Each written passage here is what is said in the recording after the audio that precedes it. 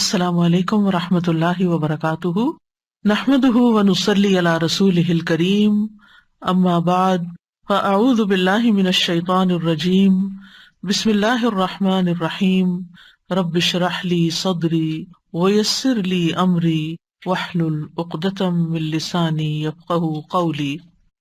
وَإِذَا سَأَلَكَ عِبَادِي عَنِّي فَإِنِّي قَرِيبٌ أُجِيبُ دَعْوَةَ الدَّاعِ إِذَا دَعَانِ فَلْيَسْتَجِيبُوا لِي وَلْيُؤْمِنُوا بِي لَعَلَّهُمْ يَرْشُدُونَ۔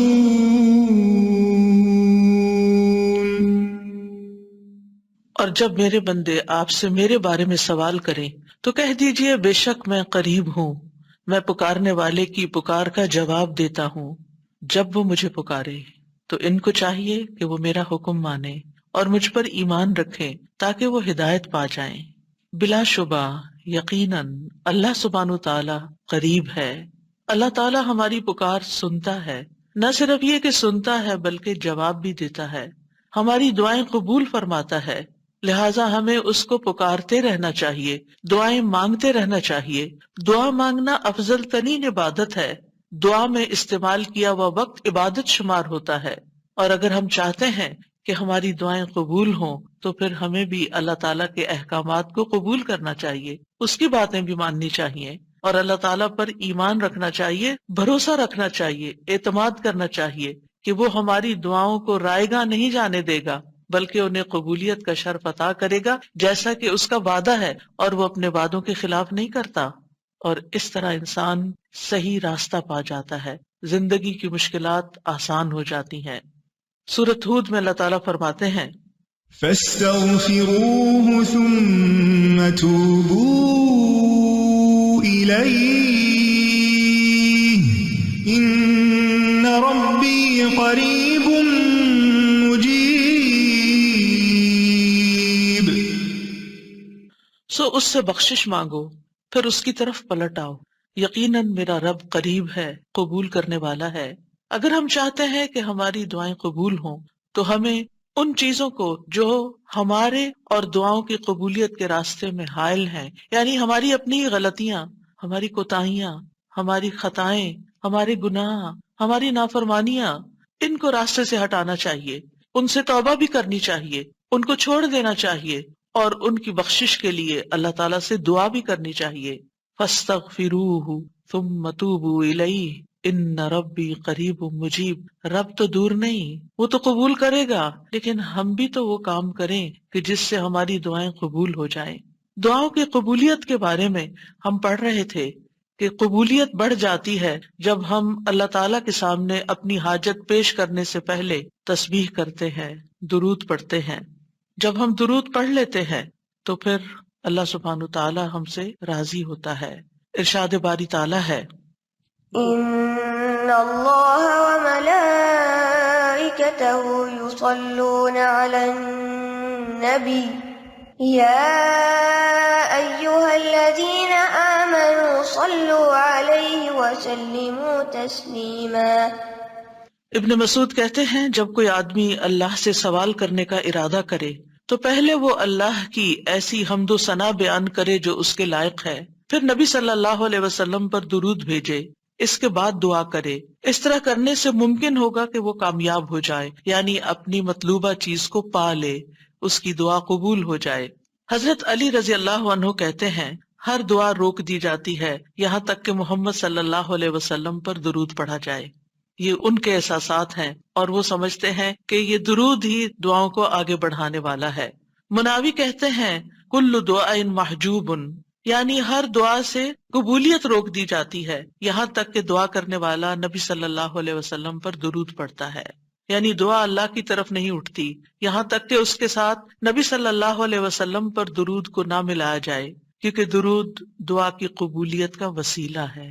ہم نے دعا کی اہمیت اور آداب میں پڑھا تھا کہ کچھ وسیلے ایسے ہیں جو جائز ہیں اور کچھ وسیلے ایسے ہیں جو درست نہیں ہیں۔ تو جائز وسیلوں میں سے ایک وسیلہ کیا ہے کہ ہم درود پڑھیں، تاکہ ہماری دعا آگے بڑھے۔ دعا میں درود کی وجہ سے اللہ سبحانہ تعالیٰ ہماری ساری ضروریات کے لیے کافی ہو جاتا ہے۔ صحیح الترغیب والترہیب میں آتا ہے، ایک شخص نے عرض کیا، اے اللہ کے رسول صلی اللہ علیہ وسلم، کیا میں اپنی دعا کا تہائی یعنی 1/3 حصہ آپ پر درود پڑھنے کے لیے مقرر کر دوں؟ آپ نے فرمایا ہاں اگر تم چاہو تو۔ اس نے کہا 2/3 2/3؟ آپ نے فرمایا ہاں اگر تم چاہو۔ اس نے کہا اگر میں ساری دعا درود کے لیے مقرر کر دوں؟ تو رسول اللہ صلی اللہ علیہ وسلم نے فرمایا پھر تو اللہ تمہاری دنیا اور آخرت کے غم و فکر کے لیے تمہیں کافی ہو جائے گا۔ اس کا یہ مطلب نہیں ہے کہ ہم پھر کوئی دعا مانگے ہی نہ، اس کا مطلب یہ ہے کہ زیادہ سے زیادہ درود پڑھیں۔ یعنی دعائیں تو ہم مخصوص وقت میں پڑھتے ہیں یا پھر جب کوئی ضرورت پیش آتی ہے، لیکن درود ہم ہر وقت پڑھ سکتے ہیں۔ یعنی ہماری روزانہ کی جو روٹین ہے، چلتے پھرتے اٹھتے بیٹھتے، کیونکہ کچھ لوگوں نے اس کے ساتھ بھی بڑی پابندیاں عائد کی ہوئی ہیں کہ بغیر وضو کے درود نہ پڑھا جائے، سر پہ دوپٹے کے بغیر درود نہ پڑھا جائے، راستے میں کہیں درود نہ پڑھے۔ ایسا کچھ نہیں ہے، دعا ہو، ذکر ہو، درود ہو، وضو کے ساتھ، وضو کے بغیر، راستے میں، سوتے جاگتے اٹھتے بیٹھتے ہر جگہ پڑھ سکتے ہیں۔ صرف یہ ہے کہ نماز جو ہے وہ وضو کے بغیر نہیں ہوتی، وہ پوری طرح سطر ڈھانکے بغیر نہیں ہوتی۔ آپ لمبی سے لمبی نماز پڑھ رہے ہیں لیکن آپ نے ایسا دوپٹہ اوڑا ہوا ہے کہ آپ کے بال جھلک رہے ہیں تو آپ کی نماز نہیں ہوگی، آپ کی محنت ضائع ہو جائے گی۔ لیکن درود شریف کے وقت اگر آپ کام کر رہے ہیں، مثلا کھانا پکا رہے ہیں اور آپ نے دوپٹہ اتار کے ایک طرف رکھا ہوا ہے کہ بار بار وہ بیچ میں اٹک رہا ہے، تو کوئی حرج نہیں، سر ننگا بھی ہے تو درود شریف پڑھ سکتے ہیں۔ تو درود شریف پڑھتے رہنے سے انسان کے سارے مسائل حل ہو جاتے ہیں، خاص طور پر اگر آپ کے دل پر بوجھ ہے، غم ہے، پریشانی ہے، تو درود ان چیزوں کو دور کرنے والا ہے، ان کا ازالہ کرنے والا ہے۔ یہ دنیا اور آخرت کی خیر کو جمع کرنے والا ہے، کیونکہ اللہ تعالیٰ جس کو غم اور فکر میں کافی ہو جائے تو ایسا شخص دنیا اور آخرت دونوں کی پریشانیوں سے نکل جائے گا، کیونکہ نبی صلی اللہ علیہ وسلم نے درود کی فضیلت کیا بتائی کہ پھر اللہ تعالیٰ اس کو دنیا اور آخرت کے ہم و غم کے لیے کافی ہو جائے گا، یعنی پھر سارے معاملات آپ کے اللہ کے سپرد ہو جائیں گے۔ یعنی اذن یکفیک اللہ ما اہمک، تمہاری دینی، دنیاوی، اخروی معاملات، ہر چیز میں جو پریشانیاں ہیں انشاءاللہ وہ دور ہو جائیں گی۔ اس کی وجہ کیا ہے؟ اس کی وجہ یہ ہے کہ انسان اللہ سبحانہ تعالیٰ کی طرف متوجہ ہوتا ہے اور ایک محسن کے احسانات کو یاد کرتا ہے۔ یعنی جیسے شکر نعمتوں کو بڑھاتا ہے نا، لَإِن شَكَرْتُمْ لَأَزِيدَنَّكُمْ، اگر تم نے شکر ادا کیا تو میں تمہیں کیا کروں گا؟ اور نعمتیں دوں گا۔ درود شریف کیا ہے؟ اگر آپ غور کریں تو درود کیا ہے؟ درود دراصل نبی صلی اللہ علیہ وسلم کے ہم پر جو احسانات ہیں کہ آپ نے ہمیں ایمان سے روشناس کیا، قرآن سے روشناس کیا، حکمت سے روشناس کیا اور ہماری خاطر دعائیں کی، بے شمار احسانات ہیں نا آپ صلی اللہ علیہ وسلم۔ آج ہم آپ کو کیا بدلہ دے سکتے ہیں؟ کس شکل میں بدلہ دے سکتے ہیں؟ ہم آپ کے لیے کیا کر سکتے ہیں؟ اب ہمارے والدین ہمارے ساتھ احسان کرتے ہیں تو ہم ان کی خدمت کرتے ہیں، ہم ان کو کچھ پکا کے دے دیتے ہیں، ہم ان کو کچھ کھلا دیتے ہیں، ہم ان کو کچھ گفٹ دے دیتے ہیں، یعنی مختلف طریقے سے ماں باپ کو خوش کرنے کی کوشش کرتے ہیں، چاہے انہیں ضرورت ہو یا نہ ہو۔ ہم سب ایسے ہی کرتے ہیں نا، یعنی ہم یہ تھوڑی دیکھتے ہیں کہ ان کو اس وقت ہمارے لاڈ پیار کی ضرورت ہے یا نہیں ہے، وہ دکھی ہیں، پریشان ہے یا نہیں ہے۔ ہم اپنی محبت کا اظہار کسی نہ کسی شکل میں کرتے رہتے ہیں۔ وہ فوت ہو جاتے ہیں تو پھر کیا کرتے ہیں؟ پھر ان کو وزٹ نہیں کر سکتے، ان کو دیکھ نہیں سکتے، ان کو کچھ دے نہیں سکتے، انہیں کچھ کھلا پلا نہیں سکتے، پھر ہم ان کے لیے بس صرف دعائیں کرتے ہیں یا صدقہ خیرات کر دیتے ہیں۔ یہی چیزیں ان کو فائدہ دیتی ہیں۔ نبی صلی اللہ علیہ وسلم کے احسانات ہم پر سب انسانوں سے زیادہ ہیں، ہمارے ماں باپ سے بھی زیادہ ہیں ہم پر۔ اگر ہم سیرہ پڑھیں اور دیکھیں کہ آپ نے کتنے دکھ اٹھائے، کتنے غم اٹھائے، کتنی پریشانیوں سے گزرے تو حیران ہو جاتا ہے انسان کہ اتنی بھی سچی خیرخواہی کسی انسان کے اندر ہو سکتی۔ النبی اولیٰ بالمؤمنین من انفسہم، نبی تو تم سے بھی زیادہ تمہارے لیے مہربان ہے۔ یعنی ہم اپنی جانوں کے بارے میں اتنے فکر مند نہیں ہوتے، ہم اپنے آپ کو خود جہنم کی آگ سے بچانے کے لیے وہ فکر نہیں کرتے جتنی فکر ہمارے نبی صلی اللہ علیہ وسلم نے ہمارے لیے کی۔ تو ان کے احسانات کا بدلہ کیسے دیں گے ہم ان کے لیے کیا کریں گے؟ ہم ان کے لیے درود پڑھیں گے۔ تو یہ درود کا پڑھنا آپ کے احسانات کا بدلہ تو ہم کہاں سے دے سکتے ہیں، لیکن اس کے جواب میں ایک شکریہ ادا کرنے کا انداز ہے۔ ان کی مہربانیوں کو اکنالج کرتے ہیں. کیونکہ جو شکر گزار انسان ہوتا ہے وہ دنیا میں بھی مطمئن ہوتا ہے، اس کی ایک فلفلمنٹ ہوتی ہے، اور پھر یہ ہے کہ اس کے آگے کے مرحلے بھی آسان ہوتے ہیں. وہ جس کے ساتھ بھی شکر گزاری کا معاملہ کرتا ہے، عام انسانوں کے ساتھ بھی، تو وہ ان کا محبوب بن جاتا ہے. تو جب ہم اللہ تعالیٰ کا شکر ادا کرتے ہیں تو کیا ہم اللہ کے محبوب نہیں ہوں گے؟ جب ہم رسول اللہ صلی اللہ علیہ وسلم کا شکریہ ادا کرتے ہیں، اور شکریہ ادا کرنا صرف زبان سے تھینک یو کہنا نہیں ہوتا، وہ مختلف طریقے سے کسی کو دعا دینا بھی، یعنی اگر ہم کسی کے احسان کا بدلہ صرف دعا کی شکل میں بھی دیتے ہیں تو یہ بھی شکریہ ادا کرنے کی بہت بڑی قسم ہے. اور پلٹ کر واپس تو اپنے اوپر ہی آتا ہے. یعنی جب شکر کسی کا ادا کرتے ہیں، جب کسی کے احسان مند ہوتے ہیں، ایک ہوتا ہے بس صرف تکلفاً رسماً ایک فیشن کے طور پہ، ایک روٹین کے طور پر کسی کو تھینک یو بول دینا، نہیں، دل سے جینوئنلی دوسرے کا شکر گزار ہونا، یہ اس کے دل میں آپ کی محبت بڑھاتا ہے. اس میں آپ کی نیت یہ نہیں ہوتی کہ وہ مجھ سے محبت کرے، نہیں، آپ اس کو اکنالج کر رہے ہوتے ہیں، اس کا احسان مان رہے ہوتے ہیں، اور اللہ تعالیٰ اس کے دل میں آپ کی محبت ڈال دیتا ہے.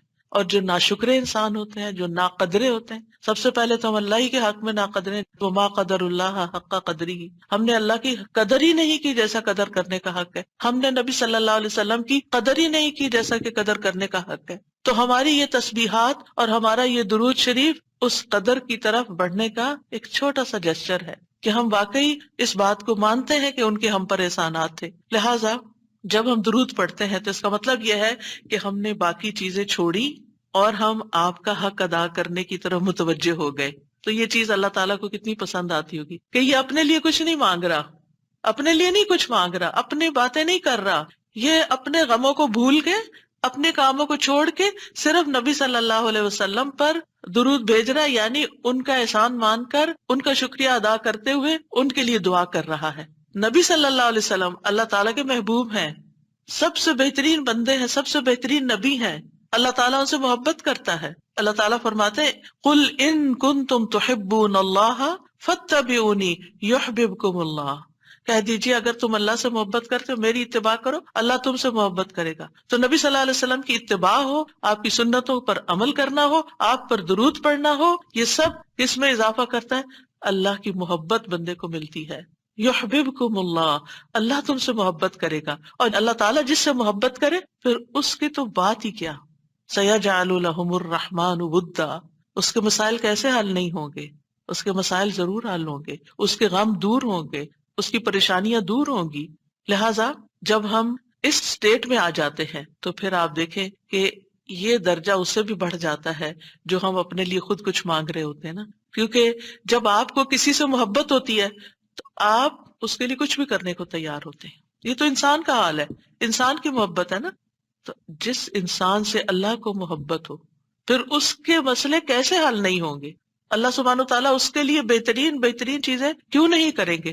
تو اس طرح یہ درود جو ہے وہ دعا سے بھی بازی لے جاتا ہے کہ انسان اللہ کی محبت حاصل کر لیتا ہے، اور اس کے نتیجے میں دعائیں قبول ہوتی ہیں اور اللہ تعالیٰ کی طرف سے رحمتیں آتی ہیں، درجے بلند ہوتے ہیں، گناہ معاف ہوتے ہیں.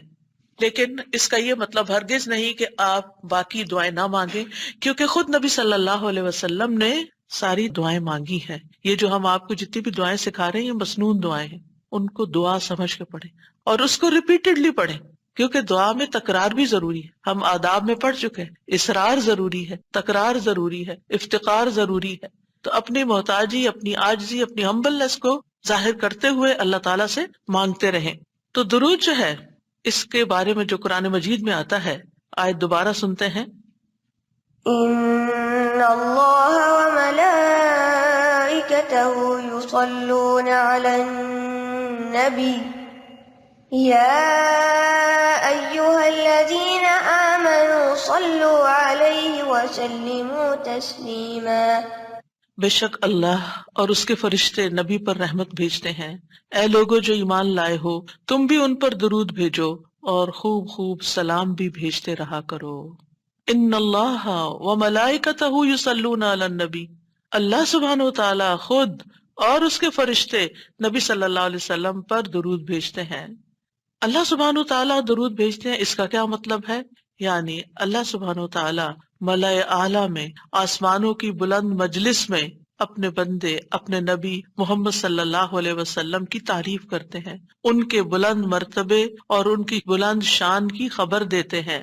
اللہ تعالیٰ ان کی خود تعریف کرتے ہیں، ثنا کرتے ہیں، آپ پر رحمتیں اور برکتیں نازل کرتے ہیں۔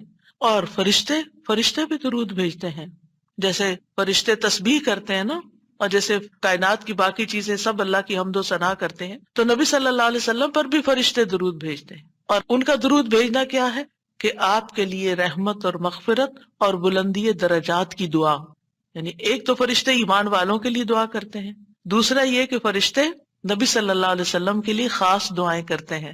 تو اگر اللہ تعالیٰ ان پہ درود بھیجتا ہے، ان پہ رحمتیں نازل کرتا ہے، فرشتے درود بھیجتے ہیں، تو پھر اہل ایمان کو کیا کرنا چاہیے؟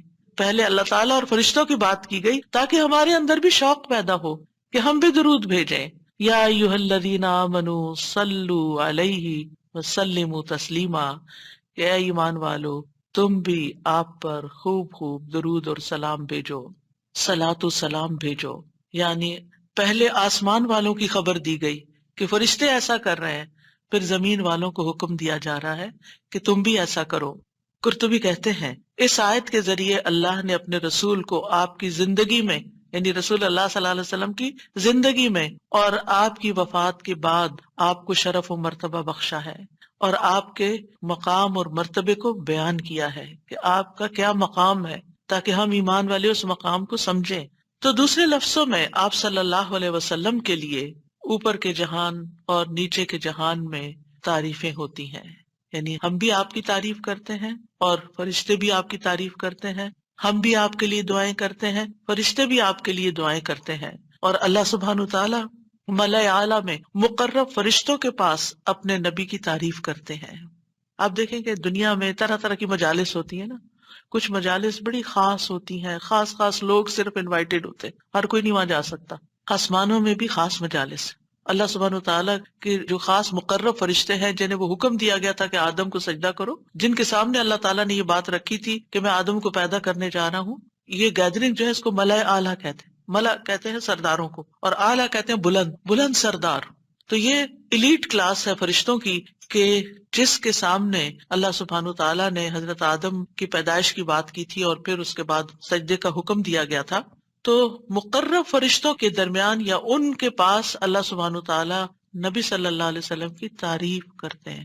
ذرا سوچئے، امیجن کیجئے فرشتوں کی مجلس۔ ویسے تو کوئی فرشتہ اللہ کی نافرمانی نہیں کرتا، ہر فرشتہ اطاعت گزار ہے، ہر فرشتہ اللہ کی بات مانتا۔ یفعلون ما یؤمرون، لپکتے ہیں، دوڑتے ہیں، بھاگتے ہیں، تیز بھاگتے ہیں ایک دوسرے سے، فالسابقات سبقا، ایک دوسرے سے سبقت لے جاتے ہیں اللہ کا حکم ماننے میں۔ یعنی فرشتوں کا یہ حال ہے، لیکن ان کی کیٹیگریز ہیں۔ سورۃ فاطر کے شروع میں کیا آتا ہے؟ جاعل الملائکۃ رسلا اولی اجنحۃ مثنی وثلاث ورباع ویزید فی الخلق ما یشاء۔ 2 پروں والے فرشتے بھی ہیں، 3 والے بھی ہیں، 4 والے بھی ہیں، اور پھر اللہ جتنی چاہتا ہے بڑھا دیتا ہے۔ جبریل علیہ السلام کے تو 600 پر ہیں۔ سوچئے کیا کیفیت ہوگی ان کی۔ اور پھر جو حاملین عرش فرشتے ہیں، ان کے کندھے سے لے کے یہاں کان کی لو تک 700 سال کا فاصلہ ہے، اتنا عرصہ کوئی سفر کرتا رہے۔ اب آپ خود سوچیں کہ اتنے بڑے فرشتے ہیں وہ، ان کے سامنے اللہ سبحانہ و تعالی محمد صلی اللہ علیہ وسلم کی تعریف فرماتے ہیں۔ آپ کے مقام کا اندازہ کریں، کیا ہم نے قدر کی اپنے نبی کی؟ ہم کیا درود پڑھتے ہیں، ہم کیا تعریف کرتے ہیں، ہم کتنا جانتے ہیں آپ کو، ہم آپ کی سنت کو کیا سمجھتے ہیں؟ حدیث، یہ تو حدیث ہے، یہ قرآن تو نہیں ہے۔ استغفر اللہ، آپ نے دین کے مختلف چیزوں میں فرق کر دیا جس کو خود رسول اللہ صلی اللہ علیہ وسلم دے کر گئے تھے، آپ کس راہ پہ چل پڑے؟ تو آپ سوچئے کہ اللہ کے رسول صلی اللہ علیہ وسلم کی تعریف وہاں ہو رہی، راہ گزرتا بھی کوئی ہماری تعریف کر دے نا تو ہم ایسے بھول جاتے ہیں کہ بڑی چیز ہو گئے، ہم پتہ نہیں کیا بن گئے ہیں۔ اس کو بھی بہت کچھ سمجھتے ہیں، کبھی فیس بک پہ لگاتے ہیں یہ فلاں نے ہماری تعریف کی ہے، کبھی کچھ کرتے ہیں، کبھی کچھ کرتے ہیں تعریف۔ آپ سوچئے پھر ہم کیا ہے اور محمد صلی اللہ علیہ وسلم کیا ہیں جن کی تعریف اللہ تعالیٰ کر رہے ہیں اور وہ فرشتوں کی مجلس میں کر رہے ہیں، اس تعریف کا کیا کہنا؟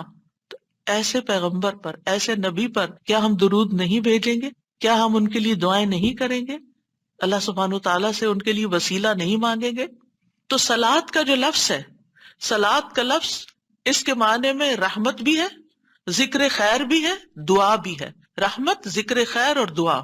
قاموس میں ہے الصلاۃ الدعاء والرحمت والاستغفار وحسن الثناء من اللہ عز وجل علی رسولہ صلی اللہ علیہ وسلم. صلاۃ سے مراد دعا، رحمت، استغفار اور اللہ عز وجل کی طرف سے اس کے رسول کی تعریف ہے. یعنی درود کا یہ مطلب ہے. یعنی اللہ تعالیٰ کی طرف سے صلاۃ بھیجنے کا مطلب کیا ہے کہ اللہ تعالیٰ آپ سے راضی ہیں اور آپ پر رحمت نازل کرتے ہیں. ٹھیک ہے، یعنی اللہ تعالیٰ آپ پر درود بھیجتے یعنی آپ پر رحمت نازل کرتے ہیں اور آپ سے راضی ہیں. ابن قیم کہتے ہیں نبی صلی اللہ علیہ وسلم پر اللہ کے صلاۃ بھیجنے سے مراد اللہ سبحانہ تعالیٰ کا آپ کی تعریف کرنا ہے اور آپ کی دیکھ بھال کرنا ہے اور آپ کے شرف کو ظاہر کرنا ہے اور آپ کی فضیلت اور حرمت کو ثابت کرنا ہے. اور فرشتوں کے صلاۃ بھیجنے کا مطلب کہ وہ دعا کے معنی میں ہے کہ وہ نبی صلی اللہ علیہ وسلم کے لیے دعا مانگتے ہیں. اور یہ بھی ممکن ہے کہ وہ اللہ سبحانہ تعالیٰ کے ساتھ مل کر نبی صلی اللہ علیہ وسلم کی تعریف کرتے ہیں کہ فرشتے بھی آپ کی تعریف کرتے ہیں. ابو عالیہ کہتے ہیں کہ معزز فرشتوں کا صلاۃ بھیجنا ان کا دعا کرنا ہے نبی صلی اللہ علیہ وسلم کے لیے. ابن عباس کہتے ہیں یصلون کا مطلب ہے وہ برکت کی دعا کرتے ہیں. یہ سارے معنی میں اختلاف نہیں ہے، یہ مختلف طریقے سے صلاۃ کے لفظ کو واضح کیا گیا، کیونکہ عام طور پر ہمیں لفظ درود کا بھی مطلب کوئی نہیں آتا ہوتا. یعنی کہ اگر کسی سے پوچھے درود کیا ہوتا ہے، کچھ پتہ نہیں، بس ہوتا ہے درود. تو عربی میں درود نہیں کہتے، یہ فارسی کا لفظ ہے. عربی میں صلاۃ کہتے ہیں اور صلاۃ میں یہ سارے معنی آ جاتے ہیں جو میں عرض کر رہی ہوں. اور امت کو کیا حکم ہے کہ وہ آپ کے لیے دعا بھی کریں اور آپ کے حکم کی تعظیم بھی کریں. آپ کے حکم کو جو نبی صلی اللہ علیہ وسلم کا حکم ہے اس کو سب کے حکم پر فوقیت دیں، اس کو بڑا سمجھیں. ایک طرف ماں باپ کا حکم، ایک طرف رسول اللہ صلی اللہ علیہ وسلم کا حکم. اگرچہ اللہ سبحانہ تعالیٰ نے ہمیں ماں باپ کے ساتھ احسان کا حکم دیا ہے، ان کی بات ماننے کے لیے بھی کہا ہے، لیکن ان کے مقابلے میں اگر رسول اللہ صلی اللہ علیہ وسلم آ جاتے ہیں تو پھر ہمیں رسول اللہ صلی اللہ علیہ وسلم کی بات کو فوقیت دینی ہے، ترجیح دینی ہے، اہمیت دینی ہے. کیونکہ وہ شخص مومن ہی نہیں ہو سکتا جس کو نبی صلی اللہ علیہ وسلم اس کے والدین، اولاد اور سب انسانوں سے زیادہ محبوب نہ ہو جائیں. یہ ایمان کا کرائیٹیریا ہے. سارے انسانوں، چاہے کوئی کتنے بڑے بڑے اسکالرز ہوں، سائنٹسٹ ہوں، ریسرچرز ہوں، چاند پہ جانے والے لوگ ہوں، جو مرضی ہوں، جہاں رسول اللہ صلی اللہ علیہ وسلم کی بات آ گئی، یہ بات سچی ہے. صدق اللہ و رسولہ، اللہ اور اس کے رسول نے سچ کہا ہے. صحیح اوتھینٹک حدیث سامنے آ گئی ہے، ایسا ہی کرنا چاہیے. ریسرچز کہتی ہیں شہد نہ کھایا جائے کیونکہ اس میں بہت سویٹنس ہے. نہیں، قرآن کہتا ہے کہ شہد میں شفا ہے. نبی صلی اللہ علیہ وسلم نے تجربہ کروایا تھا ایک شخص کو، وہ شہد سے پہلے بیمار ہوا تھا اور پھر اسی سے ہی وہ ٹھیک ہوا تھا جس کا پیٹ خراب ہوا تھا. ہمارا یقین ہے اگر شہد خالص ہے، شہد شہد ہے، کچھ اور نہیں، تو پھر اسی میں ہی شفا ہے. یہ ہو نہیں سکتا کہ جو بات قرآن کہہ دے اور جو بات نبی صلی اللہ علیہ وسلم کہہ دے پھر اس میں کوئی شک باقی رہے. کوئی شک نہیں. ہمیں اس شک کو دل سے نکالنا ہے. دو چیزیں ایمان میں خلل ڈالتی ہیں، شبہات اور شہوات.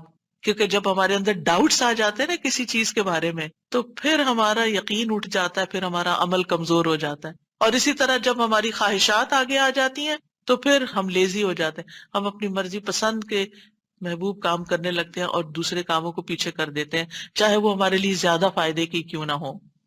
ابن قیم کہتے ہیں ہمارا آپ پر صلاۃ بھیجنا یہ ہے کہ ہم اللہ تعالیٰ سے مطالبہ کرتے ہیں، ہم اللہ تعالیٰ سے دعا کرتے ہیں، اللہم، کہ اے اللہ ہمارے نبی کی اور بھی زیادہ تعریف کریں اور آپ کی فضیلت اور شرف کو ظاہر کریں اور آپ کی تکریم اور اپنی قربت کا آپ ان کے لیے اظہار کریں. یعنی اے اللہ تعالیٰ آپ ان کو اور زیادہ محبوب بنا لیں، اور زیادہ ان کو عزت دیں، اور زیادہ ان کے درجے بلند کریں. اور یہ سچے دل سے تو دعا اسی کی ہوگی نا جو نبی صلی اللہ علیہ وسلم سے محبت کرتا ہوگا اور آپ کی اہمیت کو جانتا ہوگا. ان لوگوں کا درود کیا درود ہوگا جو نبی صلی اللہ علیہ وسلم کو وہ عزت اور مقام دیتے ہی نہیں جو واقعی ان کا ہے. کیونکہ جب تک کسی سے محبت نہ ہو تو اس کے لیے اس درجے کی دعا بھی نہیں ہو سکتی. چاہے دن میں کوئی 10 دفعہ آپ سے کہنے میرے لیے دعا کرو، آپ کریں گے، لیکن اس پیار سے وہ دعا نہیں نکلے گی جس پیار سے وہ دعا نکلے گی جس سے آپ کے لیے محبت. وہ نہ بھی کہتا آپ اس کے لیے دعائیں کرتے رہتے ہیں. اور پھر یہاں پر اس آیت میں صرف صلاۃ کی بات نہیں بلکہ کیا فرمایا، وَسَلِّمُوا تَسْلِیمًا، سلموا، آپ کو سلام کا تحفہ بھی دیں، صرف صلات نہیں بلکہ سلام بھی کریں۔ تسلیم کا کیا مطلب ہے؟ کہ آپ پر خیر و برکات نازل ہوں، آپ پر اللہ کی رحمتیں ہوں، سلامتیاں ہوں، اور آپ ہر طرح کی تکالیف اور آفتوں سے محفوظ رہیں، ہر طرح کے نقائص سے پاک رہیں۔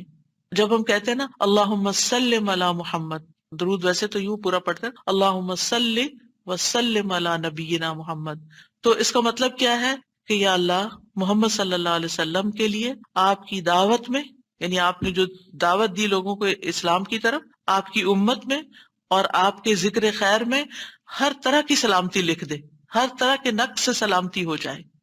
اور اس طرح امت آپ کے لیے جتنی دعائیں کرتی جا رہی ہے، یعنی جب سے نبی صلی اللہ علیہ وسلم کے بارے میں یہ آیت اتری اور جب سے صحابہ کرام اور پھر تابعین، تبع تابعین اور امت کے باقی لوگ ان ساری صدیوں میں آپ کے لیے یہ دعا کر رہے ہیں، ان ساری دعاؤں کے اس درود کے نتیجے میں آپ کا مقام بلند ہوتا جا رہا ہے، ہوتا جا رہا ہے، ہوتا جا رہا ہے۔ آپ سوچئے کہ اللہ سبحانہ وتعالیٰ کتنا قدردان ہے۔ نبی صلی اللہ علیہ وسلم نے اپنی نبوت کی مختصر زندگی میں جو محنت کی سو کی، لیکن اس کا انعام اور صلہ کتنی خوبصورت شکل میں اللہ تعالیٰ دے رہا ہے کہ دنیا میں آپ کا نام بلند کر رہا ہے اور آپ کو بلندی عطا کر رہا ہے اور آپ کے لیے سب سے دعائیں کرنے کو کہہ رہا ہے۔ یعنی درود کیا ہے؟ نبی صلی اللہ علیہ وسلم کے لیے دعا، اور وہ دعائیں اللہ تعالیٰ قبول بھی کرتے جا رہے ہیں اور اس کے نتیجے میں نبی صلی اللہ علیہ وسلم کے درجات بلند ہوتے چلے جا رہے ہیں۔ تو سوچئے، جو سنت کی پیروی کرے گا، جو آپ کے مشن کو آگے لے کے بڑھے گا، جو اخلاص کے ساتھ اس رستے کو اپنائے گا، جو یہی کام کرے گا جو محمد صلی اللہ علیہ وسلم نے کیے، جو آپ کا پیروکار ہوگا، جو آپ کی سنت کا متبع ہوگا، جو آپ کے اس مشن یعنی دین کی تبلیغ کے کام کو آگے لے کر بڑھے گا، کیا اللہ تعالیٰ اس کو ایسے ہی چھوڑ دیں گے؟ کیا اللہ سبحانہ تعالیٰ اس کی قدر نہیں کریں گے؟ ہم سب انسان کسی نہ کسی طرح دنیا میں بلندی چاہتے ہیں، کوئی ڈگری کے ذریعے، کوئی مال کے ذریعے، کوئی کسی ذریعے دوسروں سے آگے نکلنا چاہتا ہے، بلند مرتبہ ہونا چاہتا ہے، لیکن اس راستے کو چھوڑ دیتے ہیں کیونکہ اس راستے کو بظاہر یوں لگتا ہے کہ اس سے کیا ملے گا ہمیں، اس سے کون سی بلندی مل جائے گی، اور اس طرح ہم نبی صلی اللہ علیہ وسلم کے طریقہ کار کو چھوڑ کر اور طریقوں کو اختیار کرنے لگتے ہیں۔ ہم سمجھتے ہیں شاید اس میں زیادہ خیر ہے یا اس سے ہمیں زیادہ بھلائی یا کوئی بڑائی مل جائے گی۔ نہیں، اصل بات یہ ہے کہ ہمیں جو عزت یہ دین دے سکتا ہے، جو مرتبوں کی بلندی، جو اللہ کی رحمتیں، جو خیر اور لازوال نعمتیں جنہیں کبھی ختم نہیں ہونا، جو اس راستے سے مل سکتی ہیں، وہ دنیا میں کوئی اور راستہ ہے ہی نہیں ان سب نعمتوں کو پانے کا۔ پھر بھی ہم اپنے دین کو حقیر سمجھتے ہیں اور دین کی خدمت کو فارغ وقت کا کام سمجھتے ہیں اور پورے خوشی اور محبت اور خلوص کے ساتھ یہ کام نہیں کرنا چاہتے۔ ہمیں ضرورت رہتی ہے کہ کوئی اور آئے، دھکا سٹارٹ کرے اور پھر ہم آگے بڑھیں، کوئی ہمیں موٹیویٹ کرے تو پھر ہم کچھ کریں، ہم خود سے کچھ کرنے والے نہیں۔ ہم کس بات کے انتظار میں ہیں؟ اصل مشکل یہ کہ ہمارے یقین میں کمی ہے، تو اس یقین کو بڑھانے کی ضرورت ہے۔ تو اللہ سبحانہ وتعالیٰ اپنے فرشتوں کے بعد ایمان والوں کو حکم دیتا ہے کہ اے مومنو، تم تو زیادہ حقدار ہو کہ نبی پر درود و سلام بھیجو، کیونکہ تمہیں ان کی رسالت سے جو برکتیں حاصل ہوئی ہیں، جو فیض حاصل ہوا ہے، وہ فرشتوں کو تو نہیں ہوا نا۔ فرشتے تو پہلے سے اللہ کی عبادت کرے۔ ہمیں عبادت کے طریقے کس نے سکھائے؟ محمد صلی اللہ علیہ وسلم نے سکھائے۔ آپ کی بدولت ہمیں یہ ساری نعمتیں ملی، تو ہمیں تو زیادہ پھر درود بھیجنا چاہیے۔ تو صلو علیہ وسلموا تسلیما۔ تو آپ کا حق اور آپ کی عزت اور آپ کی قدردانی صرف یہ نہیں کہ ہم آپ کی شان میں کوئی گستاخی نہ کریں یا کوئی گستاخی کرے تو اس کے پیچھے پڑ جائیں، آپ کا مقام اس سے زیادہ کا متقاضی ہے کہ آپ پر درود و سلام بھیجا جائے، اور یہ قرآن سے بھی ثابت اور یہ سنت سے بھی ثابت اور یہ فرشتوں کا طریقہ بھی ثابت۔ اسی لیے آپ دیکھیں کہ نماز کے اندر درود پڑھنا واجب ہے، واجب ہے۔ اگر آپ نے التحیات پڑھ کے سلام پھیر دیا، درود نہیں پڑھا، تو آپ کی نماز ناقص ہے۔ لیکن اگر آپ کو وضو ٹوٹ رہا ہے مثال کے طور پر، اور آپ سوچتے ہیں کہ اب اگر میں اس موقع پر میری نماز جاتی ہے تو میں کیا کروں گا، تو اگر آپ صرف اتنا بھی پڑھ دیتے ہیں نا، اللہم صلی وسلم علی نبینا محمد، اور سلام پھیر دیتے ہیں، نماز ہو جاتی ہے۔ تو یہ یعنی عام حالات میں بھی ہم درود پڑھ سکتے ہیں اور نماز میں تو پڑھنا ہی پڑھنا ہے۔ اور پھر اذان کے بعد اور مختلف مواقع پر انشاءاللہ دیکھتے ہیں۔ شیخ سعدی کہتے ہیں آپ صلی اللہ علیہ وسلم پر درود بھیجنا اللہ سبحانہ تعالیٰ اور اس کے فرشتوں کی اقتدا ہے، اور جو حقوق ہم پہ عائد ہوتے ہیں اس کا بدلہ دینا بھی مقصود ہے۔ آپ کی محبت اور آپ کی تکریم کی علامت ہے جو آپ سے جتنی محبت کرے گا اتنا ہی درود بھیجے گا. پھر یہ اجر و ثواب کے حصول کا ذریعہ بھی ہے. سبحان اللہ. یعنی جب کوئی انسان شکر گزار ہوتا ہے، قدردان ہوتا ہے، تو اللہ تعالیٰ اس کی کیسی قدردانی کرتے ہیں. درود ہم آپ پر پڑھتے ہیں، ثواب ہمیں مل رہا ہوتا ہے. کوئی احسان نہیں ہے کسی پر، آپ کو بھی ساتھ ہی فائدہ ہو گیا. اور پھر یہ ایمان کی علامت ہے، کیونکہ جو آپ سے محبت نہیں کرتا اس کا ایمان مکمل نہیں. اور پھر آپ کی توقیر جس کا حکم اللہ تعالیٰ نے دیا اس کی علامت بھی ہے. لِتُؤْمِنُوا بِاللَّهِ وَرَسُولِهِ وَتُعَزِّرُوهُ وَتُوَقِّرُوهُ وَتُسَبِّحُوهُ بُكْرَةً وَأَصِيلًا، تاکہ تم اللہ اور اس کے رسول پر ایمان لاؤ اور اس کی مدد کرو اور اس کی تعظیم کرو اور دن کے شروع اور آخر میں تسبیح کرو. نبی صلی اللہ علیہ وسلم کی امت پر جو احسانات ہیں ان کا تھوڑا سا ذکر کرنا اس لیے ضروری ہے تاکہ یاد تازہ ہو جائے کہ آپ کے ذریعہ میں کیا کیا فیض ملا. سب سے بڑی بات یہ کہ وہ ہمارے بارے میں بڑے رحیم و شفیق تھے.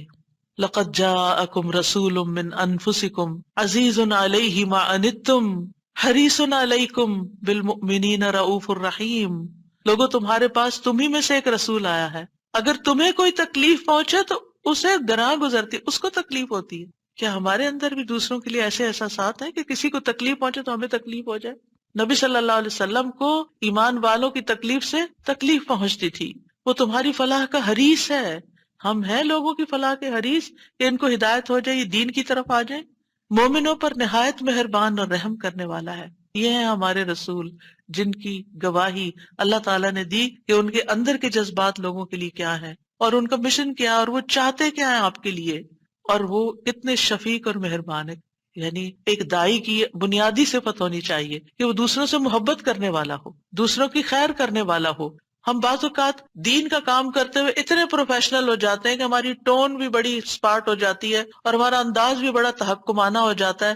ہم سمجھتے ہیں کہ ہم صحیح معنی میں خدمت کر رہے ہیں. نہیں، کہیں ایسا نہ ہو کہ اس کی وجہ سے لوگ دین سے ہی دور ہو جائیں. نبی صلی اللہ علیہ وسلم کا یہ طریقہ نہیں تھا. اللہ کی قسم ہم جتنے سنت کے زیادہ قریب ہوں گے اتنے ہی زیادہ ہم دین کو فائدہ پہنچانے والے ہوں گے، اور جتنے سنتوں سے دور ہو جائیں گے اور آپ کے طریقے سے دور ہو جائیں گے آپ سے بھی اتنے ہی دور ہو جائیں گے اور دین کو بھی اتنا ہی نقصان پھر دیں گے. نبی صلی اللہ علیہ وسلم مومنوں پر ان کی جانوں سے بھی زیادہ قریب ہیں. النبی اولیٰ بالمؤمنین من انفسہم وازواجہ امہاتہم. یہ نبی مومنوں پر ان کی جانوں سے زیادہ حق رکھنے والا ہے اور اس کی بیویاں ان کی مائیں ہیں. نبی صلی اللہ علیہ وسلم نے فرمایا دنیا میں کوئی مومن ایسا نہیں جس سے میرا دنیا اور آخرت میں سب سے زیادہ قریب کا رشتہ نہ ہو. اگر چاہتے ہو تو یہ آیت پڑھ لو. یعنی صرف اس دور کے لوگوں کے لیے نہیں تھے آپ قریب، بلکہ ہمارے لیے بھی ہیں. فرمایا یہ آیت پڑھ لو، النبی اولیٰ بالمؤمنین من انفسہم. نبی مومنوں پر ان کی جانوں سے بھی زیادہ قریب ہیں. لہٰذا جو کوئی مومن مر جائے اور مال چھوڑ جائے تو وہ اس کے خاندان کو ملے گا، اس کے وہ وارث ہوں گے. اور جو قرض یا عیال چھوڑ جائے وہ میرے پاس آئے، میں اس کا بندوبست کروں گا.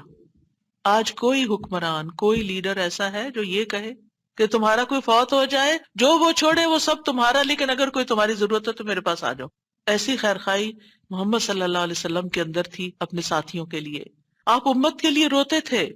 نبی صلی اللہ علیہ وسلم نے ابراہیم علیہ السلام کے بارے میں یہ آیت پڑھی، رب انہن اضللن کثیرا من الناس فمن تبعنی فانہ منی، کہ اے میرے رب ان بتوں نے بہت سے لوگوں کو گمراہ کر دیا ہے تو جو میری پیروی کرے وہ مجھ سے ہوگا. اور یہ آیت جس میں عیسیٰ علیہ السلام کہتے ہیں ان تعذبہم فانہم عبادک وان تغفر لہم فانک انت العزیز الحکیم. اے اللہ اگر تو انہیں عذاب دے، یعنی جو میرے پیروکار ہیں، تو تیرے بندے ہیں دے دے، اور اگر تو بخش دے تو بے شک تو عزیز الحکیم ہے.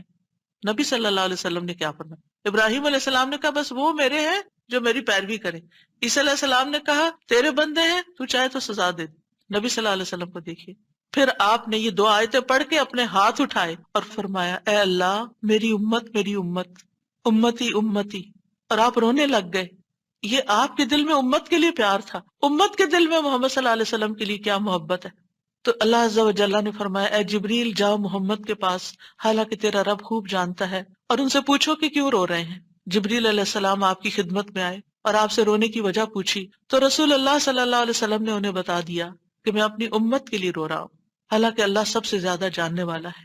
تو اللہ تعالیٰ نے فرمایا اے جبریل محمد کی طرف جاؤ اور ان سے کہہ دو کہ ہم آپ کو آپ کی امت کے بارے میں ضرور راضی کر دیں گے اور ہم آپ کو غمگین نہیں کریں گے. اتنے حریص تھے وہ ہماری نجات کے اور ہماری فلاح کے. تو کیا وہ والدین سے بھی زیادہ پھر مہربان نہیں ہم پر؟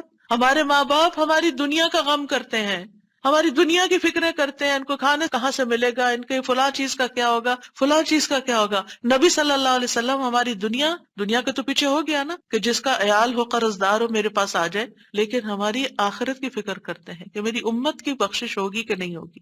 ایک دفعہ کوئی لا الہ الا اللہ محمد الرسول اللہ کہہ کر اس دین میں داخل ہو جاتا ہے تو پھر محمد صلی اللہ علیہ وسلم اس کے لیے مہربان ہو جاتے ہیں، اس کے لیے غمگین ہو جاتے ہیں کہ اس کی بخشش ہو جائے۔ آپ ہر نماز میں امت کے لیے دعائیں کرتے تھے، ہر نماز میں۔ حضرت عائشہ کہتی ہیں میں نے رسول اللہ صلی اللہ علیہ وسلم کو خوش طبیعت دیکھ کر کہا اے اللہ کے رسول میرے لیے اللہ تعالیٰ سے دعا کریں۔ آپ نے فرمایا اللہم اغفر لعائشہ ما تقدم من ذنبها وما تأخر وما اسرت وما اعلنت، اے اللہ عائشہ کے سب گناہ بخش دے، جو اس نے پہلے کیے، جو بعد میں کیے، جو چھپا کے کیے، جو اعلانیہ کیے۔ خوشی سے حضرت عائشہ نے ہنسنا شروع کر دیا، یہاں تک کہ ہنستے ہنستے ان کا سر رسول اللہ صلی اللہ علیہ وسلم کی گود میں جا پڑا۔ آپ نے پوچھا کیا تمہیں میری دعا نے خوش کر دیا؟ انہوں نے کہا بھلا مجھے کیا ہے کہ آپ کی دعا خوش نہ کرے، آپ کی دعا سے ہی خوش ہوئی ہوں۔ آپ نے فرمایا اللہ کی قسم میں ہر نماز میں اپنی امت کے لیے یہ دعا کرتا ہوں۔ یہ احسانات ہیں آپ کے ہم پر، اور آپ نے اپنی مقبول ترین دعا جو تھی اپنی امت کے لیے محفوظ کر لی۔ نبی صلی اللہ علیہ وسلم نے فرمایا مجھ سے کہا گیا آپ مانگیں، کیونکہ ہر نبی نے مانگا ہے، ہر نبی کو ایک مقبول دعا دی گئی ہے کہ جو اللہ تعالیٰ ضرور قبول کرے گا، لیکن میں نے اپنا سوال قیامت کے دن کے لیے مؤخر کر دیا، ڈیلے کر دیا، وہاں جا کے مانگوں گا اور وہ تمہارے لیے ہوگا، اور لا الہ الا اللہ کی گواہی دینے والے ہر شخص کے لیے ہوگا۔ ہمیں اگر اللہ تعالیٰ کی طرف سے یہ پیغام آئے کہ کوئی ایک دعا مانگ لو وہ ضرور قبول ہوگی، تو ہم تو جھٹ سے اپنے لیے کوئی دنیا کی دعا مانگ لیں گے جو جلد ختم بھی ہو جانے والی۔ اس سے آپ کی حکمت کا اندازہ لگائیں اور ہمارے لیے آپ کی محبت کا اندازہ کریں۔ آپ کی وجہ سے امت کو شفاعت ملے گی۔ نبی صلی اللہ علیہ وسلم نے فرمایا مجھے 5 چیزیں ایسی دی گئیں جو مجھ سے پہلے کسی کو نہیں دی گئی، ان میں سے ایک مجھے شفاعت عطا کی گئی، یعنی نبی صلی اللہ علیہ وسلم کو شفاعت کا حق دیا گیا۔ نبی صلی اللہ علیہ وسلم امت کی شفاعت کی خاطر تمام رات فکر مند رہے۔ ابو ذر کہتے ہیں ایک مرتبہ رسول اللہ صلی اللہ علیہ وسلم نے نماز شروع کی اور ساری رات صبح تک ایک ہی آیت رکوع اور سجود میں پڑھتے رہے کہ اے اللہ اگر تو انہیں عذاب میں مبتلا کر دے تو یہ تیرے بندے ہیں، اور اگر تو انہیں معاف کر دے تو تو بڑا غالب حکمت والا ہے۔ جب صبح ہوئی تو میں نے عرض کیا یا رسول اللہ آپ ساری رات صبح تک رکوع اور سجود میں ایک ہی آیت پڑھتے رہے؟ آپ دیکھیے کہ وہ جو سوال اکثر آتا ہے نا کہ سجدے میں قرآنی دعا پڑھ سکتے ہیں یا نہیں، اس کا یہ جواب ہے، ٹھیک ہے، کہ قرآنی آیت جو دعا کی شکل میں ہو وہ پڑھ سکتے ہیں۔ آپ صلی اللہ علیہ وسلم نے فرمایا میں اپنے رب سے اپنی امت کے لیے سفارش کا حق مانگ رہا تھا، یہ دعا کر کے امت کے لیے سفارش کا حق مانگ رہا تھا جو اللہ نے مجھے عطا کر دیا، اور انشاءاللہ یہ ہر اس شخص کو نصیب ہوگی جو اللہ کے ساتھ کسی کو شریک نہیں ٹھہراتا، شرک نہیں کرتا۔ ابن عباس کہتے ہیں رسول اللہ صلی اللہ علیہ وسلم نے فرمایا اللہ نے میرے لیے میری امت کی غلطی اور بھول چوک اور جس پر ان کو مجبور کر دیا جائے اس سے درگزر فرمایا ہے، اور یہ بھی آپ کا ایک احسان ہے ہم پر۔ نبی صلی اللہ علیہ وسلم نے اپنی امت کو مشقت میں نہیں ڈالا، بس وہ کام سکھائے جو وہ کر سکتے تھے آسانی سے۔ آپ صلی اللہ علیہ وسلم نے فرمایا اگر میری امت پر مشقت نہ ہوتی تو میں انہیں ہر نماز کے وقت وضو کرنے کا حکم دیتا، یعنی چاہے وضو ہوتا پھر بھی دوبارہ حکم دیتا، لیکن اگر وضو ہے تو دوبارہ نہ بھی کرو، یہ آسانی دی آپ نے۔ آپ اپنی امتیوں کو آگ سے بچانے کی شدید حرص رکھتے تھے۔ نبی صلی اللہ علیہ وسلم نے ایک مرتبہ فرمایا میری مثال اور لوگوں کی مثال اس شخص کی طرح ہے جس نے آگ روشن کی، جب اس کے چاروں طرف روشنی پھیل گئی تو پروانے اور کیڑے مکوڑے جو آگ پہ گرتے ہیں اس میں گرنے لگے۔ وہ آدمی ان کو آگ سے دور کرتا ہے لیکن وہ اس کے قابو میں نہیں آتے بلکہ آگ میں داخل ہو جاتے ہیں۔ اسی طرح میں تمہاری کمروں سے پکڑ پکڑ کر تمہیں آگ سے روکتا ہوں اور تم اس میں گرتے جاتے ہو، یعنی میں تمہیں روکتا ہوں کہ وہ غلط کام نہیں کرو کہ جو آگ کی طرف لے جانے والے ہیں، اور تم رک نہیں رہے۔ اسی طرح آپ صلی اللہ علیہ وسلم نے اپنے بعد آنے والے امتیوں کے لیے بھی محبت کا اظہار کیا ہے۔ حدیث میں آتا ہے آپ نے فرمایا کاش میں اپنے بھائیوں سے مل پاتا۔ نبی صلی اللہ علیہ وسلم کے صحابہ نے عرض کیا کیا ہم آپ کے بھائی نہیں؟ آپ نے فرمایا تم میرے صحابہ ہو، میرے بھائی وہ لوگ ہیں جو مجھ پر ایمان لائے ہوں گے لیکن میری زیارت نہ کر سکے ہوں گے، یعنی آپ کے بعد دنیا میں آئے ہیں۔ پھر یہ ہے کہ درود شریف پڑھنے کے فائدے کیا ہیں؟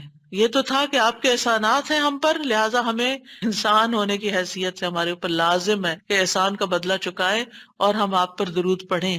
لیکن ویسے فائدے کیا ہیں؟ ایک بار درود بھیجنے پر 10 رحمتیں ملتی ہیں، صحیح مسلم کی روایت میں آتا ہے۔ سنن نسائی میں آتا ہے جو شخص مجھ پر 1 مرتبہ درود بھیجے گا اللہ اس پر 10 مرتبہ رحمتیں نازل کرے گا، اس کے 10 گناہ معاف ہوں گے، اس کے 10 درجات بلند ہوں گے۔ ایک اور روایت میں آتا ہے جو شخص میری امت میں مجھ پر اخلاص سے دل سے 1 بار درود پڑھے گا تو اللہ اس وجہ سے اس پر 10 رحمتیں بھیجے گا اور اس کی وجہ سے اس کے 10 درجے بلند فرمائے گا، اس کے لیے 10 نیکیاں لکھے گا، 10 گناہ معاف فرما دے گا۔ فائدے ہی فائدے، برکتیں ملیں گی۔ آپ نے فرمایا مجھ پر درود بھیجا کرو کیونکہ مجھ پر درود بھیجنا تمہارے لیے باعث برکت ہے، اور میرے لیے اللہ سے وسیلہ کا بھی سوال کیا کرو۔ یعنی جو شخص درود بھیجتا ہے برکت اس پر آتی ہے، انسان کی ذات میں، عمل میں، عمر میں برکتیں آتی ہیں۔ امام ابن قیم نبی صلی اللہ علیہ وسلم کی ذات پر درود بھیجنے کے بارے میں کہتے ہیں یہ درود بھیجنے والے شخص کی اپنی ذات کے لیے، اس کے عمل، اس کی عمر میں برکت کا سبب ہے، اس کی مصلحتوں اور ضرورتوں کے اسباب میں سے ہے، کیونکہ درود بھیجنے والا اپنے رب سے دعا کر رہا ہوتا ہے کہ اللہ آپ پر اور آپ کی آل پر برکت نازل کرے۔ تو جب ہم آل پر برکت کی بات کرتے ہیں تو ہم خود بھی بیچ میں سب آ جاتے ہیں اور یہ دعا قبول ہو جاتی ہے، اسی لیے بدلہ بھی اسی کی جنس سے ہوگا۔ ابن حجر کہتے ہیں کہ طاعون اور دیگر بڑی بڑی وبائی بیماریوں میں سب سے بڑھ کر ان کو دور کرنے والی چیزوں میں سے نبی صلی اللہ علیہ وسلم پر کثرت سے درود بھیجنا ہے۔ پینڈیمک میں، کووڈ-19 میں ہمیں سب سے زیادہ درود پڑھنا ہے۔ درود پڑھتے رہیں، کثرت سے پڑھتے رہیں، یہ وبائی امراض دور ہو جائیں گی۔ ابن الجوزی کہتے ہیں جب اللہ اپنے بندے کے ساتھ خیر کا ارادہ کرتا ہے تو وہ اسے محمد صلی اللہ علیہ وسلم پر درود بھیجنے کی توفیق دے دیتا ہے، کیونکہ پھر خیر اسی پر واپس آنی ہے نا، تو اب توفیق ہو گئی تو خیر و برکت کے دروازے کھل گئے۔ ایک فرشتے کے ذریعے آپ تک درود پہنچایا بھی جاتا ہے۔ رسول اللہ صلی اللہ علیہ وسلم نے فرمایا جو شخص 1 بار مجھ پر درود بھیجے گا اللہ اس پر 10 رحمتیں نازل کرے گا، اس پر ایک فرشتہ مقرر ہے، یعنی اس کام پر جو وہ مجھ تک پہنچاتا رہتا ہے۔ ہر جگہ سے درود پہنچا دیا جاتا ہے، یعنی ضروری نہیں کہ روضے کے پاس جا کے ہی آپ درود پڑھیں، اور اگر روضے پہ جانا نصیب نہیں ہو تو بعض لوگ بہت اپسیٹ ہو جاتے ہیں کہ ہم مدینہ گئے ہیں روضے پہ نہیں جا سکے۔ کوئی بات ہے، آپ مدینہ میں تو ہے نا، شکر کریں۔ ہم شکر کرنا بھول جاتے ہیں اور ہم وہ چیز جو نہیں ملی ساری اپنی ایفرٹ انرجی ادھر لگا دیتے ہیں اور اپنا وقت ضائع کر دیتے ہیں۔ کیونکہ میں یہ بات اس لیے کر رہی ہوں کہ رمضان میں بھی بہت سے لوگ عمرے پہ جائیں گے اور آپ کو لیٹسٹ ریسٹرکشنز کا پتہ ہے کہ جب تک روزے کی بکنگ نہ ملے آپ وہاں نہیں جا سکتے۔ اب بعض لوگ اس پہ پریشان ہو کے بیٹھ جاتے ہیں، تو پریشان نہ ہو آپ۔ اس وقت اگر دل میں تنگی تکلیف آئے تو کہ یا اللہ قیامت کے دن مجھے اتنا دور نہ کرنا آپ سے، آج یہاں پہنچ کے بھی میں دور ہوں، قریب نہیں جا پا رہی، تو کہیں ایسا نہ ہو کہ قیامت کے دن دور ہو جاؤں۔ یہ سبق سیکھنے کی یہ بات، یعنی اچھے برے حالات تھے، لوگ ایک عمرے میں کئی دفعہ جا رہے ہوتے تھے لیکن اب پہنچ کر بھی نہیں پہنچ پاتے۔ تو نعمتیں تو کبھی بھی جا سکتی ہیں انسان سے، جب نعمت جائے نا، محرومی ہو تو یہ سوچے کہ اللہ آخرت میں محروم نہ کرنا، دنیا میں ایک چیز لے لی ہے وہاں نہ لینا، کیونکہ وہ محرومی اصل محرومی ہے۔ تو ایسے میں آپ دیکھیں کہ اگر آپ 20 میٹر دور بیٹھ کے بھی دروشی پڑھ رہے ہیں نا، مدینہ کے اندر پڑھ رہے ہیں، مکہ میں پڑھ رہے ہیں، کینیڈا میں پڑھ رہے ہیں، یہاں سے بھی آپ کا درود پہنچا دیا جاتا ہے۔ اللہ تعالیٰ کے ایسے لشکر ہیں، ایسے فرشتے ہیں، سیکنڈز میں آپ کی بات کہاں سے کہاں چلی جاتی ہے۔ کیا یہ امیزنگ نہیں؟ اللہ تعالیٰ عرش پر ہوتے ہوئے جس کی بلندیوں کا ہم اندازہ بھی نہیں کر سکتے، یہاں ہماری باتیں سن رہے ہیں۔ اللہ تعالیٰ کے لیے کوئی چیز مشکل نہیں، وہ السمیع البصیر ہے۔ رسول اللہ صلی اللہ علیہ وسلم نے فرمایا تم کہیں بھی ہو مجھ پر درود بھیجو کیونکہ تمہارا درود مجھ تک پہنچ جاتا ہے۔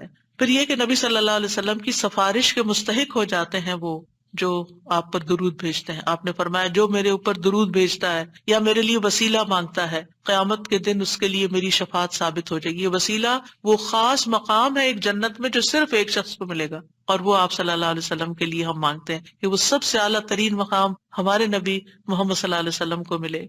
درود نہ پڑھنے والا بخیل ہے۔ آپ نے فرمایا جس کے سامنے میرا ذکر ہو اور وہ مجھ پر درود نہ بھیجے وہ بخیل ہے۔ درود نہ پڑھنے والے کے لیے دوری اور رسوائی ہے۔ مالک بن حویرث کہتے ہیں رسول اللہ صلی اللہ علیہ وسلم ممبر پر چڑھے، جب پہلی سیڑھی پر چڑھے تو فرمایا آمین، پھر دوسری پر چڑھے تو فرمایا آمین، پھر تیسری پر چڑھے تو فرمایا آمین، پھر فرمایا میرے پاس جبریل آئے اور فرمایا اے محمد جس نے رمضان کا مہینہ پایا پھر اس کی بخشش نہ ہو سکی تو اللہ اس کو اپنی رحمت سے دور کر دے۔ میں نے کہا آمین۔ جبریل نے بد دعا کی، پھر فرمایا جس نے اپنے دونوں والدین میں سے ایک کو یا دونوں کو پایا اور آگ میں داخل ہو گیا، یعنی ان کی خدمت نہیں کی، ان کو راضی نہیں کیا، اللہ اس کو اپنی رحمت سے دور کرے۔ میں نے کہا آمین۔ دعا جبریل مانگ رہے ہیں اور آمین محمد صلی اللہ علیہ وسلم کہہ رہے ہیں۔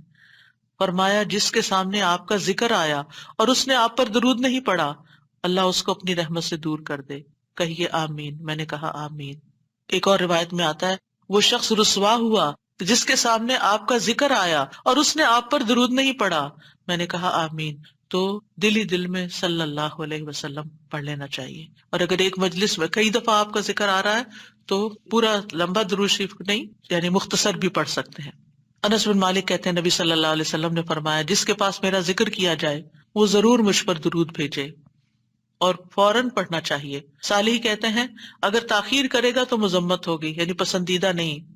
اسی طرح آپ کا نام لکھتے وقت، یعنی محمد لکھتے وقت ساتھ صلی اللہ علیہ وسلم لکھنا چاہیے، یہ آپ کی تعظیم کے تقاضوں میں سے ہے۔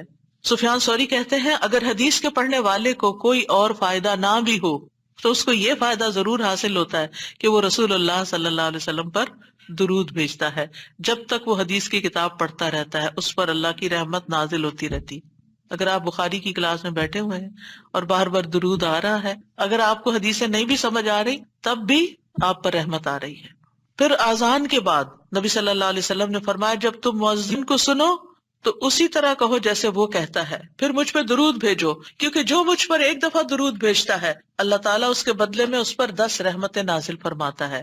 پھر مسجد میں داخل ہوتے وقت نبی صلی اللہ علیہ وسلم جب مسجد میں داخل ہوتے تو پہلے درود و سلام پڑھتے تھے، پھر یہ پڑھتے اللہم اغفر لی ذنوبی وافتح لی ابواب رحمتک۔ اگر ایک سٹینڈی بنوا کے سامنے رکھ دی جائے نا اللہم صلی وسلم علی نبینا محمد، اور اس کے نیچے یہ والی دعا لکھ کے، تو اس سے کیا ہوگا کہ جو بھی داخل ہوگا نظر پڑے گی تو ریمائنڈر ہو جائے گا۔ پھر ہر نماز کے پہلے اور آخری تشہد میں درود شریف پڑھنا، یعنی آپ صلی اللہ علیہ وسلم پہلے میں بھی پڑھتے تھے، تو اگر پہلے میں پڑھ لیا جائے کبھی تو سجدہ صاحب کرنے کی نہیں ضرورت۔ پھر اسی طرح یہ کہ صفا مروہ کی سعی کرتے وقت وہاں پر جب آپ چکر لگا رہے ہوتے ہیں تو ساتھ ساتھ درود بھی پڑھتے جائیں، یعنی دعائیں کرنے کے علاوہ۔ یعنی عام طور پہ ہم صرف اور مختصر اذکار یا دعاؤں پہ زیادہ رکھتے ہیں، درود بھول جاتے ہیں۔ اور خصوصاً جب ہم صفا کے پاس کھڑے ہوں، حضرت عمر کہتے ہیں کہ جب تم آؤ تو بیت اللہ کے ساتھ چکر لگاؤ اور پھر مقام ابراہیم پہ 2 رکعت پڑھو، پھر صفا کے پاس آؤ، کھڑے ہو جاؤ، بیت اللہ نظر آئے، 7 بار اللہ اکبر کہو، ہر 2 تکبیروں کے درمیان اللہ کی حمد و ثنا کرو اور درود بھی بھیجو، اپنے لیے دعا مانگو، اور مروہ پہاڑی پر بھی ایسا ہی کرو۔ پھر جمعہ کے دن اور رات نبی صلی اللہ علیہ وسلم نے فرمایا جمعہ کے دن اور رات کو کثرت سے مجھ پر درود بھیجو، بس جو آدمی ایک دفعہ درود بھیجے گا اللہ اس پر 10 رحمتیں نازل کرے گا۔ نماز جنازہ کی دوسری تکبیر کے بعد قنوت نازلہ پڑھتے وقت دعا کے شروع، آغاز اور اختتام پر مجالس میں، یعنی جس مجلس میں آپ بیٹھیں چاہے دنیا کے مجلس تو اس میں بھی بیٹھے بیٹھے درود پڑھیں۔ نبی صلی اللہ علیہ وسلم نے فرمایا جو لوگ کسی جگہ پر مجلس کریں، بیٹھے ہیں باتیں کر رہے ہیں لیکن نہ اس میں اللہ کا ذکر کریں نہ اپنے نبی پر درود بھیجیں تو وہ ان کے لیے نقصان کا باعث ہوگی، پھر اگر اللہ چاہے تو انہیں عذاب دے، اگر چاہے تو انہیں بخش دے۔ تو اس لیے درود وہاں بھی ضروری ہے۔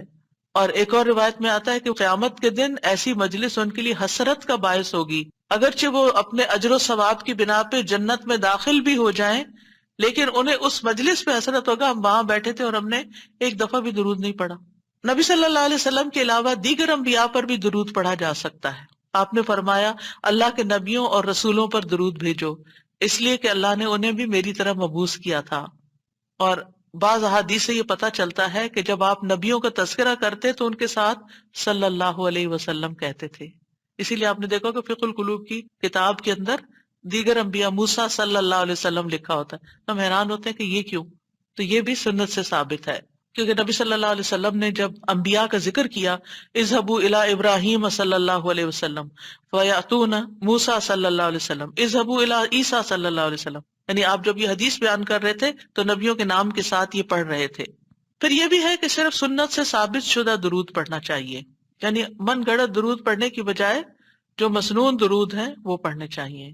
ایک پیمفلٹ بھی تھا درود کا، ایک ہم نے کارڈ بنایا تھا، اس میں سارے ورژنز ہوں گے، ورنہ قرآنی اور مسنون دعاؤں کے شروع میں بھی 2-3 ورژنز موجود ہیں۔ تو اب میں بتا بھی دیتی ہوں۔ ایک درود ہے اللہم صلی علی محمد وعلی آل محمد، اے اللہ محمد اور آل محمد پر رحمت نازل فرما، یعنی جو ہم نے پیچھے وضاحت پڑھی کہ محمد صلی اللہ علیہ وسلم پر اللہ تعالیٰ اپنی رحمت نازل فرمائے اور آپ کی آل پر بھی رحمت نازل فرمائے۔ دوسرا ہے اللہم صلی علی محمد النبی الامی وعلی آل محمد، یہ بھی آپ پڑھ سکتے ہیں، مختلف اوقات میں مختلف پڑھ لیں۔ پھر نماز میں اللہم صلی علی محمد وعلی آل محمد کما صلیت علی ابراہیم وعلی آل ابراہیم انک حمید مجید، اللہم بارک علی محمد وعلی آل محمد کما بارکت علی ابراہیم وعلی آل ابراہیم انک حمید مجید۔ عبد الرحمن بن ابی لیلہ کہتے ہیں ایک مرتبہ کعب بن عجرہ مجھ سے ملے تو انہوں نے کہا میں تمہیں حدیث کا ایک تحفہ نہ دوں جو میں نے نبی صلی اللہ علیہ وسلم سے سنا تھا؟ میں نے عرض کیا جی ہاں، مجھے یہ تحفہ ضرور عنایت کیجیے۔ انہوں نے کہا ہم نے رسول اللہ صلی اللہ علیہ وسلم سے سوال کیا، بس ہم نے کہا ہے اللہ کے رسول آپ کے اہل بیت پر کس طرح درود بھیجیں، یعنی صرف آپ پر نہیں بلکہ آپ کے گھر والوں پر بھی، اہل بیت پر بھی۔ بے شک اللہ نے آپ پر سلام بھیجنے کا طریقہ تو ہمیں سکھا دیا ہے، تو اس پر آپ نے فرمایا یوں کہا کرو اللہم صلی علی محمد وعلی آل محمد کما صلیت علی ابراہیم وعلی آل ابراہیم انک حمید مجید، اللہم بارک علی محمد وعلی آل محمد کما بارکت علی ابراہیم وعلی آل ابراہیم انک حمید مجید۔ اور پھر یہ ہے کہ رحمت کے علاوہ یہاں برکت کی دعا بھی الگ طور پر کی گئی ہے، ٹھیک ہے، صلات میں ویسے شامل ہے لیکن یہاں الگ طور پر برکت کی بات کی، اور انک حمید مجید اللہ سبحانہ وتعالیٰ کی تعریف بیان کی گئی ہے۔ اسی طرح ایک اور درود ہے اللہم صلی علی محمد وازواجہ وذریتہ کما صلیت علی ابراہیم وبارک علی محمد وازواجہ وذریتہ کما بارکت علی آل ابراہیم انک حمید مجید۔ تو سوال یہ پیدا ہوتا ہے کہ آپ کی ازواج اور ذریت پر کیوں درود بھیجے، ان کے لیے کیوں دعا کرے؟ کیونکہ وہ آپ کے اس مشن میں آپ کے ساتھ ہی تھے۔ آپ دیکھیں کہ بعض پیغمبروں کی بیویاں ان کے ساتھ نہیں تھیں، لیکن حضرت ابراہیم کے حضرت ہاجرہ کا کردار آپ سب کو معلوم ہے، کتنی قربانیاں کی انہوں نے، کہ کس طرح اللہ کے حکم کے اوپر ابراہیم علیہ السلام نے جب ان کو ایک صحرا میں چھوڑا تو انہوں نے کوئی شکایت ہی نہیں کی، اسے ایکسپٹ کر لیا، خوشی خوشی ایکسپٹ کیا۔ اور پھر حضرت سارہ بھی اسی طرح، لیکن حضرت نوح علیہ السلام اور حضرت لوط علیہ السلام کی بیویوں نے ساتھ نہیں دیا، تو نبی صلی اللہ علیہ وسلم کی ازواج نے آپ کا ساتھ دیا، اور خاص طور پر حضرت عائشہ رضی اللہ تعالیٰ عنہ نے کس طرح آپ کے علم کو آگے نصف صدی تک لوگوں کو پہنچایا جو علم کسی اور کے پاس نہیں تھا۔ اور اسی طرح پھر حضرت فاطمہ اور پھر حضرت فاطمہ کی اولاد، یہ سارے آپ کے خیر میں شریک تھے، یعنی جو آپ کا مشن تھا اس میں آپ کے شریک تھے۔ اور ویسے بھی آپ دیکھیں کہ گھر والے جو ہوتے ہیں وہ بھی اس خیر میں حصہ پاتے ہیں، یعنی اولاد کو ماں باپ کی نیکیوں میں سے ایک حصہ مل جاتا ہے، ان کی وجہ سے ان کو دنیا میں اور آخرت دونوں میں فائدے ہوتے ہیں۔ تو اللہ سبحانہ وتعالیٰ سے دعا ہے کہ اللہ تعالیٰ ہمیں نبی صلی اللہ علیہ وسلم کے مقام کو پہچاننے والا بنائے، ہمیں آپ سے سچی محبت عطا فرمائے، اور ہمیں صحیح معنوں میں درود شریف پڑھنے کا حق ادا کرنے کی توفیق دے، اور ہم کبھی بھی درود شریف پڑھتے ہوئے نہ تھکیں۔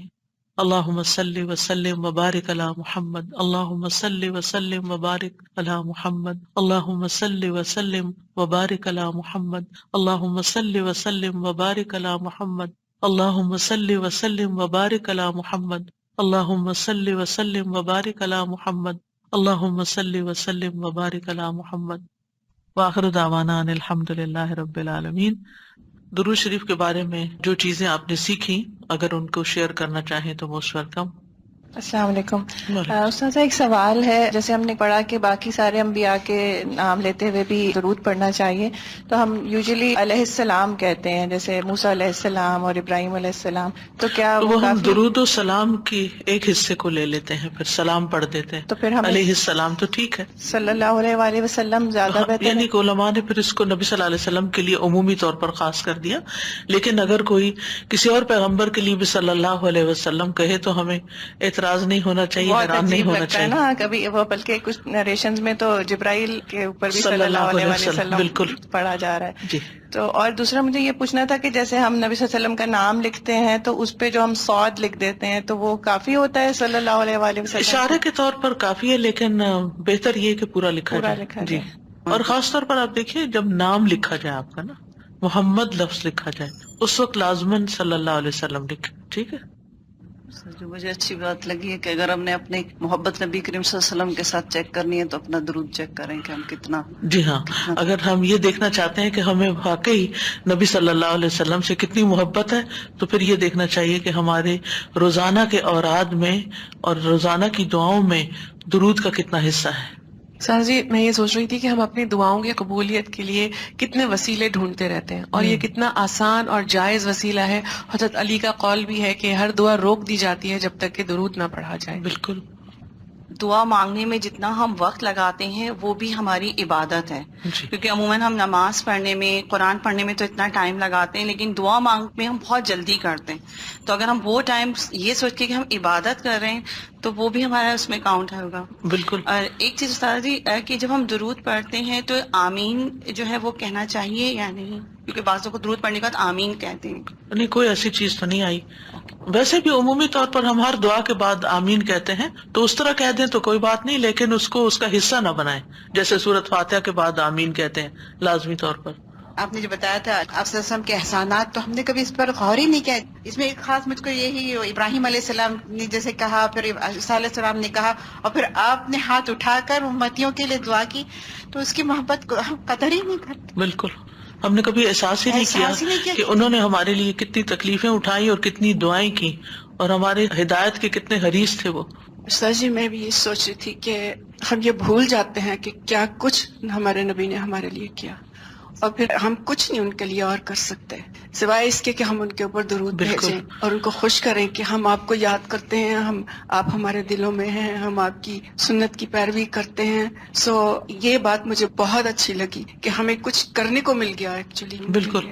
سازا جی میں سوچ رہی تھی کہ جب آپ نے بتایا کہ نبی کریم صلی اللہ علیہ وسلم اپنی امت کے لیے فلاح کے حریص تھے کہ میری امت بس فلاح پا جائے، تو ہمیں ان کے حریص ہونا چاہیے کہ ان کا وسیلہ مل جائے اور ان کو درود شریف بھیجتے رہیں. تو ہمیں ان کا حریص ہونے کے لیے کثرت سے درود انشاءاللہ. بالکل.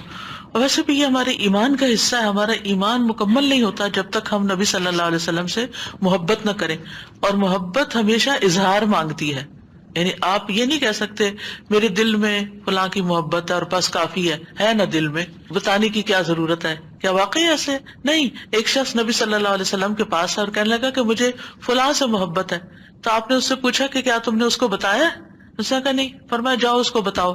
تو اگر آپ کو کسی انسان سے محبت ہے، اپنے بچوں سے محبت ہے، پیرنٹ سے محبت ہے، تو اس کا اظہار کرنا چاہیے کسی طریقے سے، چاہے زبان حال سے یا زبان قال سے. قال کا مطلب ہوتا ہے کہہ کے، اور حال کا مطلب ہوتا ہے کہ اپنے جسچر، اپنے ایکشن، اپنے عمل، اپنے معاملے، اپنے رویے کے ساتھ کہ ظاہر ہو وہ محبت. تو اگر ہمیں نبی صلی اللہ علیہ وسلم سے محبت ہے تو پھر وہ کس چیز سے ظاہر ہو رہی ہے؟ نہ ہم سنت کی پیروی کریں، نہ ہم درود شریف پڑھیں، نہ ان کے طریقے پسند کریں، اس کے مقابلے میں ہم دوسروں کے ایٹیکیٹس اور ان کے دیے ہوئے مینرز اور ان چیزوں کو زیادہ امپورٹنس دیں، اور ہم کسی اور کلچر کو ڈپکٹ کریں، تو پھر محبت تو اسی کلچر سے ہے نا جس کا ہم اظہار کر رہے ہیں اپنے عمل سے. تو نبی صلی اللہ علیہ وسلم سے اگر محبت ہے تو پھر سنت کی پیروی بھی کرنی ہوگی اور درود بھی پڑھنا ہوگا. میں یہ سوچ رہی تھی درود جب پڑھا تو دل کے اندر جذب اور کیفیت آپ سے محبت جو آ رہی تھی، اس کے ساتھ ساتھ میں یہ سوچ رہی تھی کہ اللہ تعالیٰ کا ہمارے اوپر کتنا بڑا احسان ہے کہ اللہ تعالیٰ جو کام خود کرتے ہیں اور وہ فرشتوں کو کرنے کو کہتے ہیں، اور اس کے اندر ہمیں بھی اللہ تعالیٰ نے حکم دیا کہ تم بھی شامل ہو جاؤ اس کے اندر.